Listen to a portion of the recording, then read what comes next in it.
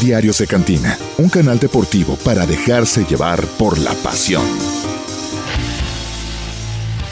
Durante París 2024 hubo alguna medalla que tal vez tenga más valor que las demás, o por lo menos un significado diferente.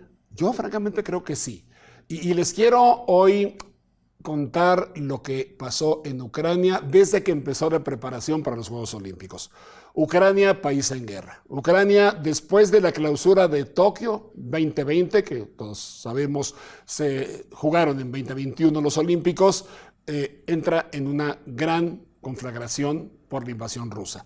Y ahí empiezan a cambiar las cosas, porque también fueron bombardeados campos de entrenamiento, fueron bombardeados estadios, que quedaron algunos sin poder utilizarse y otros realmente dañados.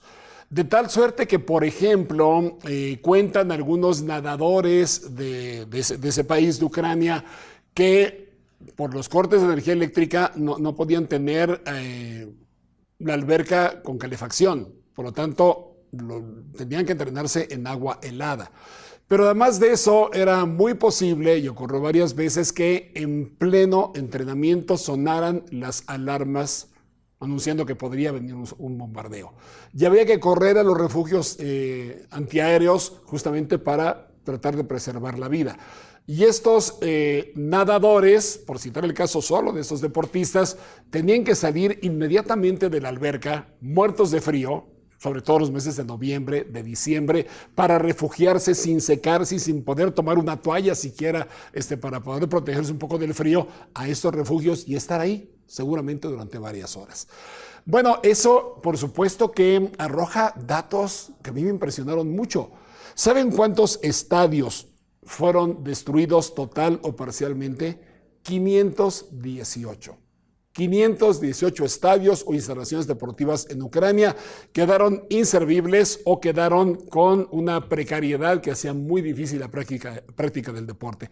Por eso es que muchos de sus atletas tuvieron que irse a entrenar al extranjero.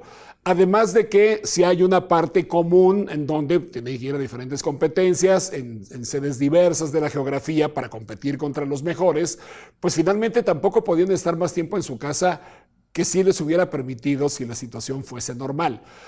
Así que muchos de ellos llevan 1 año, 2 años fuera de su casa antes de los Juegos Olímpicos. Primero para ir a fechas de campeonatos mundiales, de copas del mundo, de diferentes deportes, del mundial de atletismo, por ejemplo, en el caso de otros, y posteriormente de los Juegos Olímpicos, ya habían obtenido su calificación. Tal vez ustedes vieron a Yaroslava Machuchik, un apellido que de inicio se nos haría impronunciable, pero después de verla en el salto de altura, enamorando a todo el mundo desde el Estadio de Francia, seguramente se nos quedó muy grabada en la memoria. Ella llegó a París teniendo el récord mundial, un récord mundial que tenía más de 30 años de no ser batido.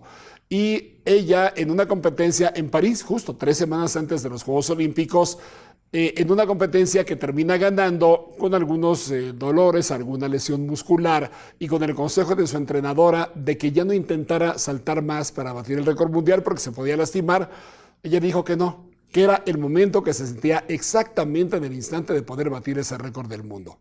Y lo hizo, lo logró en el salto de altura. Machuchik después llegó a los Juegos Olímpicos y tras conseguir la medalla de oro de manera muy brillante, oye, ese récord mundial y medalla de oro, campeona olímpica en salto de altura, fue preguntada sobre la situación de Ucrania. Y ella decía, yo tengo mucho tiempo de no estar en mi casa. Tengo mucho tiempo de no estar con mi familia, que la pudo acompañar, por lo menos una parte de su familia, desde la tribuna del Stade de Francia en los Juegos Olímpicos.